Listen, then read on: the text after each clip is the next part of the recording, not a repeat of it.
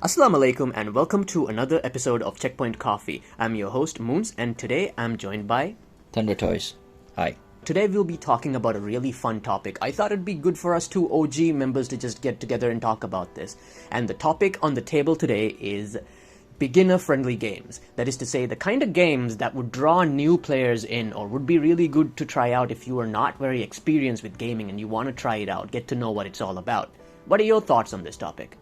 Yeah, when I think about games that are good for beginners, I first reminisce back to the games that I started off with back in the day. Like they're not even mainstream games, which were on very basic emulators, not even mainstream consoles or anything like that. So very, very basic, very rudimentary games that were there back in the day. But I'd say that for gamers or anyone interested in starting video gaming today, you guys have a lot of good options, really good games, high quality, good production quality, and very well constructed games too, which can help people to grasp the concepts, the basic concepts of gaming, gameplay mechanics, as well as overall get a really good experience out of it. Okay, I'm totally with you there. Back in the day, not only did we have very limited types of games, but gaming itself was more like a niche thing, so people didn't even know how to get into it if they wanted to. It's either you kind of get into the hobby through your friends or your siblings or something like that, and if you had no connections to this sort of thing, sometimes it could be a little difficult to find the games that you really vibe with. Maybe you pick something up and find out that it's not to your liking and it changes your perspective on gaming in a negative way as well, and it happens to a lot of us. Yeah, I agree with you on that one as well. Like back in the day, if you talk about video games, people would just think, oh, this is just really, cheap little pixels, like, very simple, basic stuff, which really doesn't offer anything beyond what you get at the time that you play. But if you look at games that we play today, if you look at the video gaming as a whole today, video games have increased in its production quality, its overall, design, everything to such an extent that playing games like these today is essentially an experience in itself. So yeah, now is a great time to be getting into video gaming.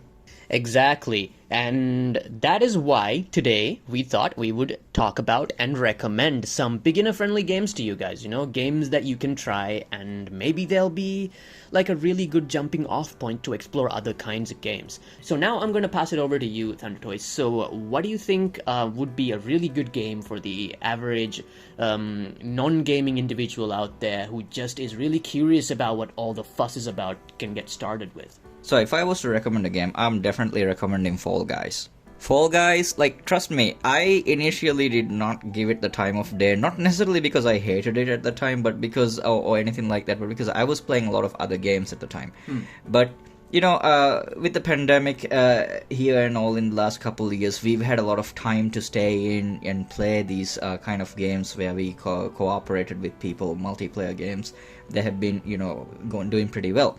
And, you've had great games like Animal Crossing and stuff like that. But Fall Guys, for me, is interesting because, well, first of all, it's a game made by Epic. So these guys are experts, like, when it comes to making these kind of experiences, multiplayer experiences.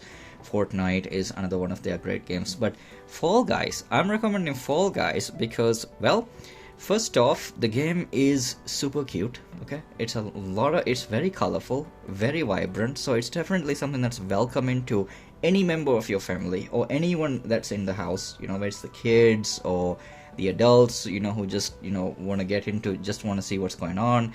It's a very aesthetically pleasing game, but from a user experience, from a gamer's experience, I would definitely say that this game is very easy to play. I mean, there's only one thing that you have to do. All you have to do is just complete an obstacle course or survive a certain, obstacle round or something like that. And the controls are as simple as jump and grab. That's it. It's the basics of video gaming, and when it comes to things like movement, platforming, jumping, basic puzzle solving, and teamwork as well. Very basic teamwork stuff. All of this stuff which is done in very simple and easy to follow presentation. And here's the best part. The game makes sure that it's kept entertaining because when you pick these events or episodes that you play, right? So you're playing the role of a bean, like these little cute little guys who look like walking beans. They're actually called beans, right? So yeah, so you are playing the role of a bean who is, you know, falling from the sky into a random lot of other beings, other humans from across the world. It's cross-platform, by the way, you know, like consoles and PC as well. So all of you have to compete in, you know, like American Ninja, you know, like kind of like that. Like an obstacle course. Yeah, like a whole gauntlet of, you know, trials where you have to play in various rounds. All of them are random, by the way. You never know what you're gonna get next. And even on the ones that you think you predicted, there are sometimes variations, new obstacles set in it. So even if you thought you knew what this episode is, you knew what this trial is, there's something unpredictable in it. So even for the veterans, those who think they've clocked in hundreds of hours, there's going to be something new in it every time. So it's a lot of fun. And one of the great things about this is that the controls, the movement, the overall what you're supposed to do in the game is very easy to pick up. But to excel in this, you need both skill and, you know, a bit of luck as well. So this game is well balanced for those who want to get into it and just have a good time. And the best part is, even if you lose any of these matches, you still get rewarded. Oh, that's great. Yeah, so even if you lose, you still get something out of it, and it's a lot of fun, you know. So, no, I've seen this. I've seen this happen with non-gamers, people who haven't actually gotten into gaming. They've tried Fall Guys, and I've seen the effect. You know, like, quick example, my dear wife, who is definitely not a pro gamer, you know, or an avid gamer such as myself, she sees me playing, you know, these Souls games and all of this stuff, but she always appreciates this stuff, you know, the music and all this stuff, but she never really got into it as much as when she actually picked up Fall Guys. Now, when she picked up Fall Guys, I saw a very different version of my wife. She's become very aggressive. It's like, hey, I gotta play this. I wanna win. When can we play Fall Guys? When can we play Fall Guys? You know, That's great. Yeah, it's a lot of fun. Like, Fall Guys is definitely a game I would recommend to people. I'm with you there. So from my side, I've not played Fall Guys to a very deep degree, so what I see is what I see from the outside, right? And from the outside, what it appears to be is something, as you said, that is aesthetically pleasing, made of what appears to be random games that people can play with very simple mechanics that makes it easy to get into. Yeah. So you could say low skill floor, high skill ceiling, right? Yeah, definitely. Yeah. My personal view is that any good game in terms of gameplay mechanics is that they should be easy to pick up and, you know, challenging to master. And in terms of that, Fall Guys is equally made for those who are very new to gaming and for those veterans as well who want to have more challenging, you know, experiences out of it as well. I think that's a really fantastic choice, and I think you made some really great points. And so now I'm gonna add one of my favorite games onto this mix as well, because I think, in my opinion, this is the ultimate beginner game, right? The game that I want to talk about is called Badland. It was first a mobile game that was developed by Frogmind Games and first released on iOS and Android before it got ported onto a lot of different things. We're talking PS3, PS4, PS Vita, Xbox One, Wii U, Steam, Linux, Windows, Mac OS. I knew it came to the Switch, right? But yes, it came out to the Switch most recently, which is when I kind of got reacquainted with it again. So basically this game is one where you control this little black colored puffball thing which has like cute little eyes, and you have to go from like the left side of a level all the way to the right while dodging various obstacles and not getting caught in various falling debris and stuff like that. And the game offers you like a bunch of different power-ups that you can use in really interesting ways, or a lot of different weird situations where you have to just try to use your brain to try to navigate through. And in my opinion, what makes this game really beginner friendly is that it takes away a lot of the complicated aspects of gaming and just kind of narrows it down to the most simple basics. For example, you don't have to play with the camera, you don't have to play with much of the analog stick or the directional buttons, because the game will be just proceeding from left to right, right? And with the simple jump/fly button, and by tapping it a few times, it also kind of gets your hands used to holding the controller and that muscle memory that a lot of different gamers have developed over time by kind of simplifying everything down to very few button inputs, right? So ultimately what this game becomes is this really fun obstacle course game that can be played, I believe, by around 4 players max, and you can have a really great time. And even if one player finishes the level, all of you proceed to the next level. So you're all just urging each other to play on and whatnot, right? So while there is some sort of story to the game, I think that it ultimately takes a backseat to how much it is enjoyable to play on a mechanical level. Because Fall Guys, I would say, is a sport, but this is a game where mechanics are, I believe, the strongest aspect of it. So you can completely ignore the rest and just have fun trying to complete the next weird level. And as for Badland, you are someone who hasn't played it in a major way, but we tried it a few before the recording session began. So what do you think about the game?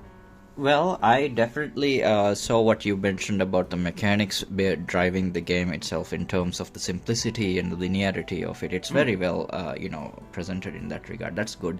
What I particularly liked was the art, like behind the visuals were very nice. For a game that is made to be a very simple, And streamlined. straightforward game like this, it has really good visuals. It does. And one of my first impressions of this was, hey, isn't this like that Flappy Bird game people used to play? That annoying bird you used to, just tap the phone button to, float around.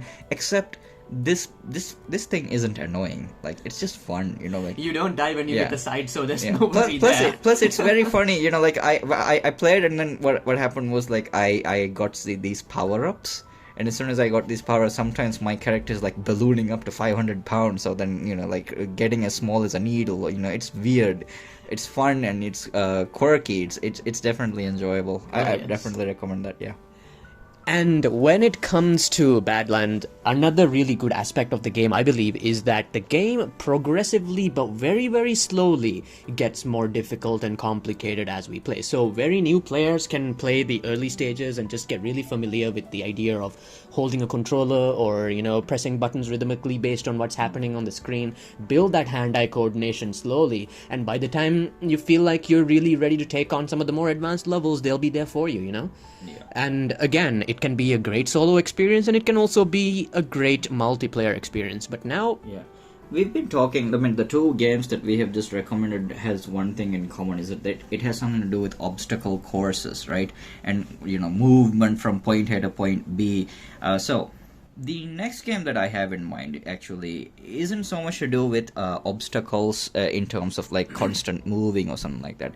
The next couple games that I would definitely recommend, or at least I would say the type of games that I would recommend for new beginners, those who want to get into video gaming, would be these dialogue-based point-and-click games, interactive games.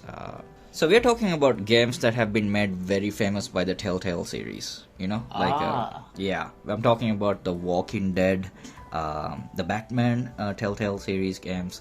These are really, really good games for people who, don't want to face the pressure of having to button mash or things like that. You can just get a very smooth story experience with enough intrigue, with enough, choice and dialogues and choices to make. Because this is an essential part of modern gaming as well. Modern games tend to have a good amount of dialogue, a good amount of interaction between the characters within the games, and many a time players have to make choices, and many games today have cases where those choices have consequences, so of course, Telltale games certainly will be one of those games which will teach you about actions and consequences. For sure. The Walking Dead games, particularly the first game that they released in the Telltale series, was actually so good that actually it did win Game of the Year back in the day as well. It did. Pretty impressive. Very good, presentation, very good game. And the art that they used is very unique as well. It's interesting enough. So, if you are a person who isn't necessarily very sure of your button mashing skills, or you just want to get into it, and you're wondering if video games can offer anything beyond just a basic level, whether they do offer something like stories, whether they do offer narrative experiences, I'm definitely recommending these dialogue-based games such that are made famous by the Telltale series. Any particular specific recommendations? I would definitely recommend the Walking Dead games, and I would also recommend one other dialogue and choice based game, which is not actually part of the Telltale series, which would be Square Enix's Life is Strange. Ooh, that's a pretty good one, yes. Yeah, and Life is Strange, which was published by Square Enix, believe it or not, is actually a really, really good game. You'd think that because they said Square Enix, it's oh my goodness, are we gonna get, turn-based battles in this game or something like that? But no, you play this game, you play in the role of Max, like a girl in high school, and she has these superpowers, like she's able to rewind time, and you as the person, as the player, you can rewind time in this game, and you can actually mess around with the whole game, like in terms of the choices that Max makes. Take back the choices that you make, try a different choice again, and see what the outcome is.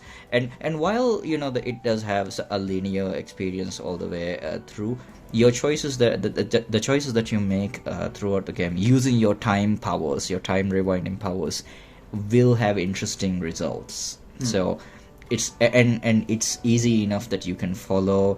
There aren't any high pressure action sequences that you would be pressured to perform like crazy or something like that. No push X not to die kind of stuff. Oh yeah, nothing like that, which is good. Because I feel like some people have actually told me, like, I'm not good at video games because I can't follow these speeds. Like, this is too flashy, too fast for me. I can't do that. So what I'm trying to say is that these games, these dialogue-based and choice-based games, are particularly a good welcome, entry for those who are simply looking for a good, relaxing time with the video games that they're playing. And they're getting a great story out of it too. Of course. And on top of that, I'd like to add that one of the great things I think about these narrative-based games, especially Telltale games, is that there are a lot of familiar franchises or brands or stuff that have stories that have been done for them by Telltale games. For example, The Walking Dead obviously is there, and there's also a Batman game, right? Yeah. Where you get to be Batman, right? Yeah, the detective part. I'll add this part, okay? Like in the movies and many of the animated series and stuff, we get to see, and especially Batman Arkham Asylum, like if you played that as well,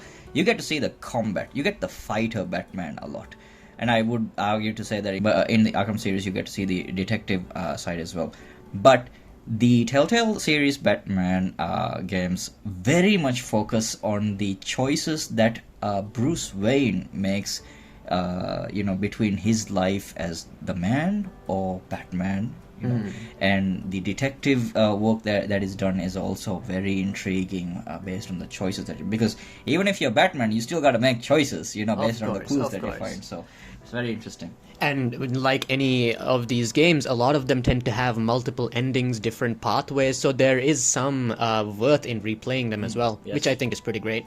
Yeah, I mean, absolutely. Like, these games have good replay value in terms of the branch and choices that you can make. So what's guaranteed is that even if you finish the game once, you can always, play again and see what's up, what's new next time around.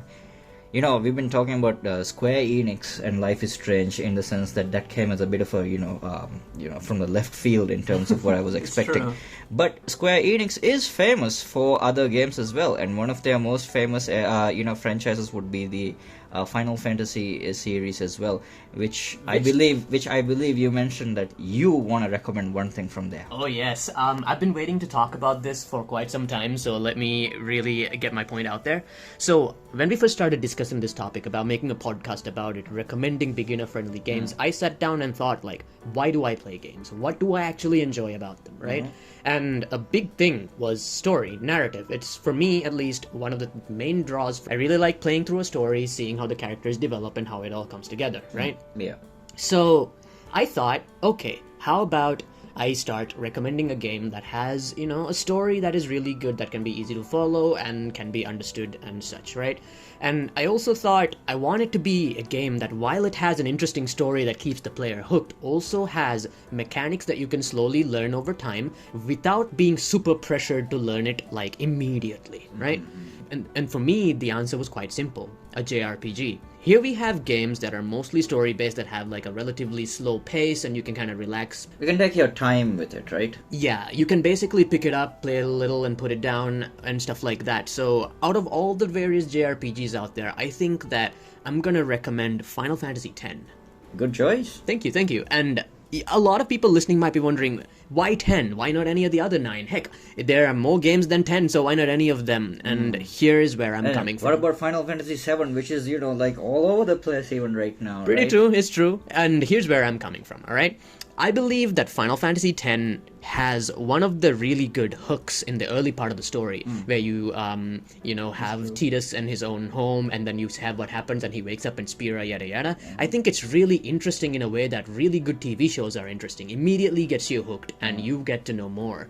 And it's also a story where you, the person playing the game, know about as much as the main character about the game. So you both uncover it together, and it really helps you connect and care about the story, right? That's one aspect of it. The other aspect of it is that out of all the various battle systems that Final Fantasy has tinkered with over the years, I find that Final Fantasy X's battle system is one of the easier ones for beginners to get. And the big reason for that is that I think that it is not exactly waiting in the way that we used to with the active time bars and everything, but it is also not active where everybody's moving all the time. Everybody takes their turn, and you get to see who's coming next, you get to see when the enemies are gonna act, so you can plan, right?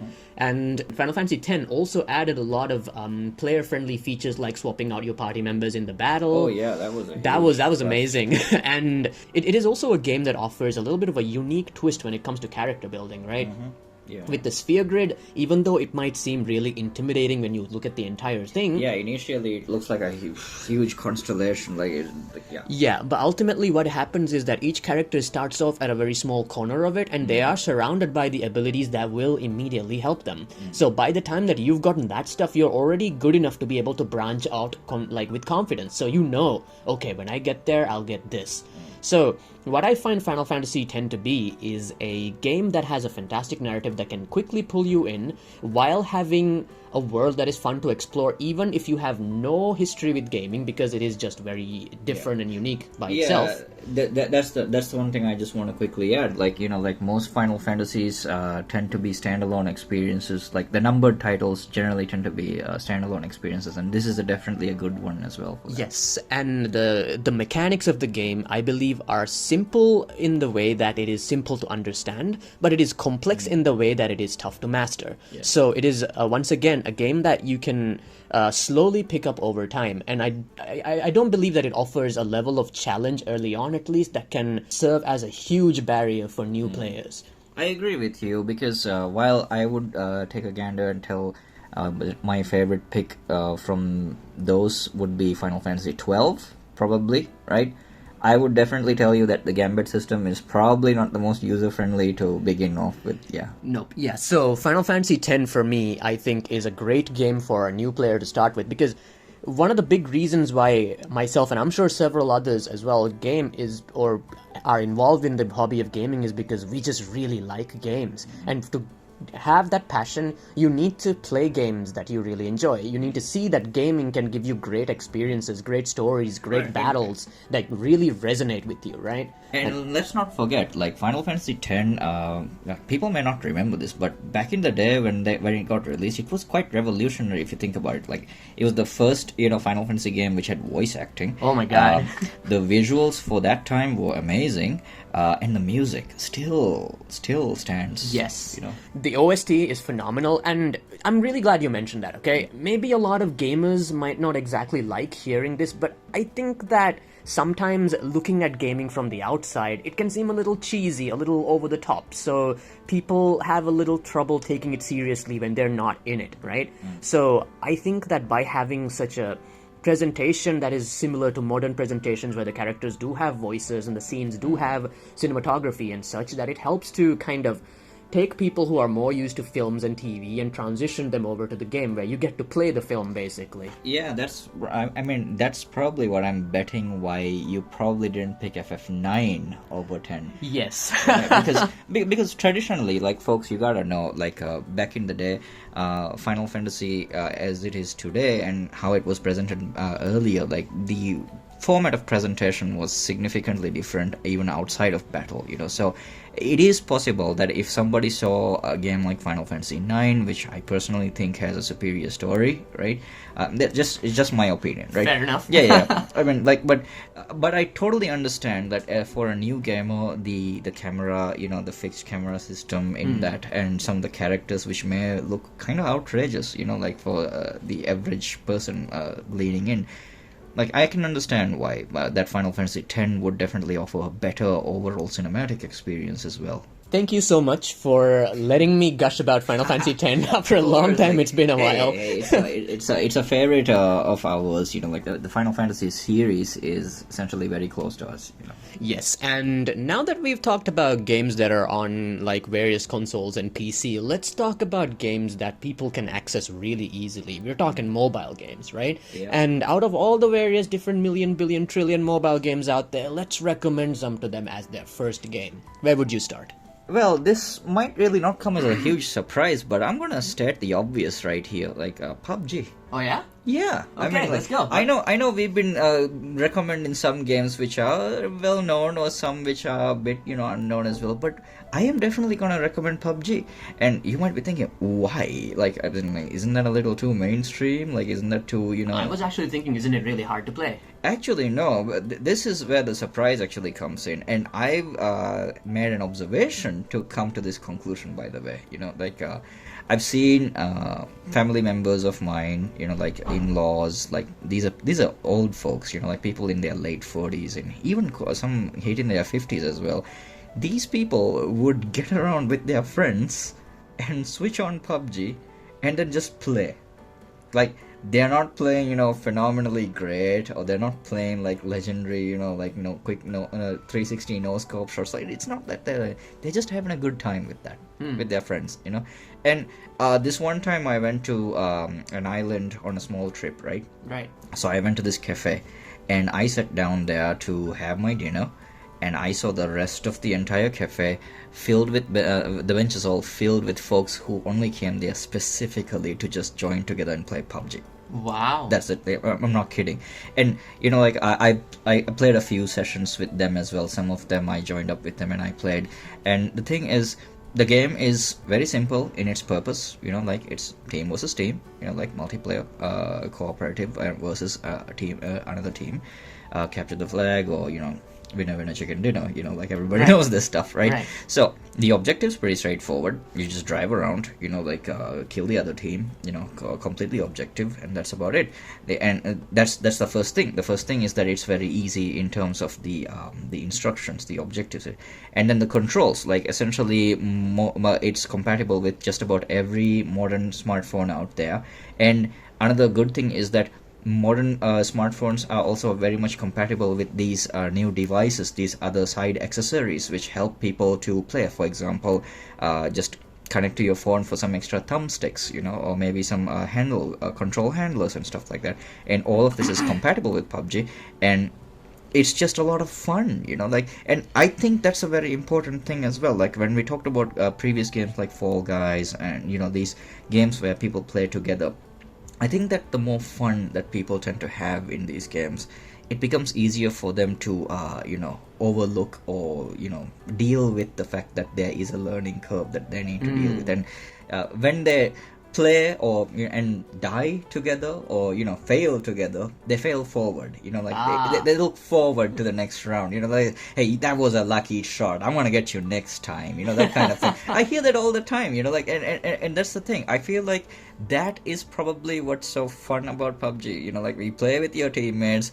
and you do these ridiculous things and you just saying, oh no, that wasn't because I sucked, like, that was a lucky shot, I'm gonna get you. Lag. Yeah, that was lag. So yeah, as obvious as this sounds, I'm definitely recommending PUBG as a good game for people to get into if you want to, get the whole because, and I feel like if you have fun at PUBG, you might have fun at Fortnite. You might have fun at Call of Duty going forward. Like it could be a good way to a good gateway. A good gateway into like yeah. Nice. I like that. All right, and PUBG, as it turns out, is very popular in the Maldives as well, with several fantastic teams already being present here. And hey, we come across them every now and then. Now, What do you got?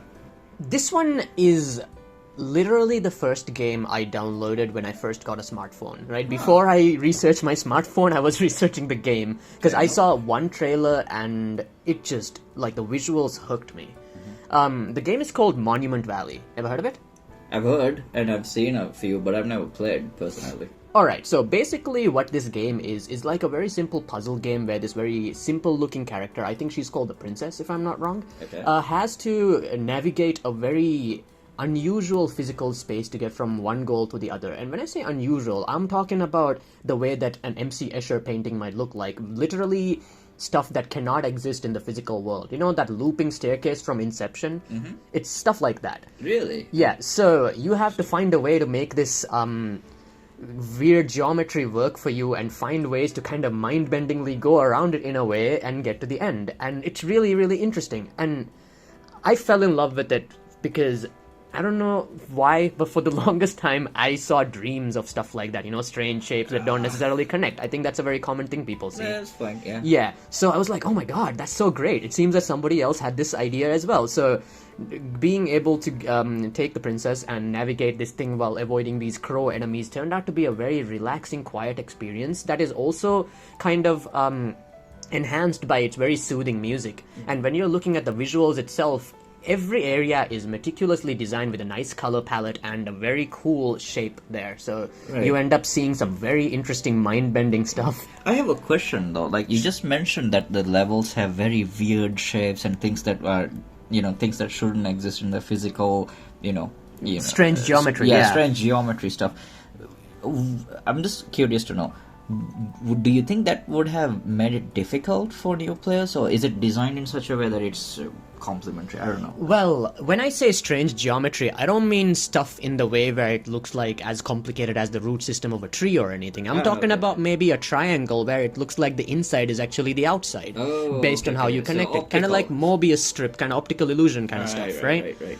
Yeah, so what ends up happening is that these things initially might seem like you can't pass them, but perhaps if you look at it from another angle, turns out that there is a way through. Okay. So, it's in that way. And of course, like with any game, it ramps up slowly in difficulty, but never to the point where it becomes frustrating. It's always been a very therapeutic game to me. Right.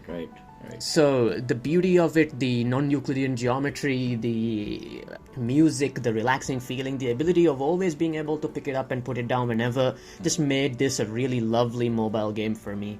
Like, if you are the lone gamer and you want to really try to play a little puzzle game and, try to get into it, this might be a good place to go. Oh, I see. So, essentially, this is a good experience if you're looking to just have a smooth and easy, soothing experience, right? It is soothing, and it's also, really aesthetically pleasing. The game itself understands how good it looks, so it lets you take really nice screenshots of it within the game. Sounds really, this sounds really good for a mobile, I was shocked at how well developed it was. Yeah. I mean, I'm just listening to you, and I'm thinking, hey, this could just go into any console. Like, it could even be a Switch game if it can. Is it? Turns out that the game is only available on phones and PC. So, yeah. Well, I'm not a new gamer or anything like that, but this certainly warrants a try from my side. I think that you would really like it, especially because of the weird geometry. Like I said, it is interesting. Yeah, weird geometry. So it's in my alley. Like, I like it. I like that stuff. And with that, I think we've covered plenty of games today. I really like the list that we have, and I think that this is a really good starting off point for the average non-gamer who just wants to scratch the surface to see what gaming is all about. We may come back to this topic one day in the future if we can think of any other really good games, or if any of the audience actually suggests some really good ones, perhaps we could cover them, see what we think. Yeah. And in the meantime, Thunder Toys, thank you for joining me. Oh yeah, pleasure to join in as usual. Yeah. It's been really fun recording this one and taking a really nice trip down memory lane. And here at MN Gaming, we believe that gaming is for everyone. We don't believe that every game is for everyone, but we believe that there is a game out there for everyone. I mean, that's why we're called MN Gaming, you know? Pretty much. So anyway, thank you so much for listening today, everybody, and we hope that your gaming journey can begin with one of these games, and if not, well... There's always something out there for everyone. Exactly. Anyway, thanks for listening. Bye! Bye.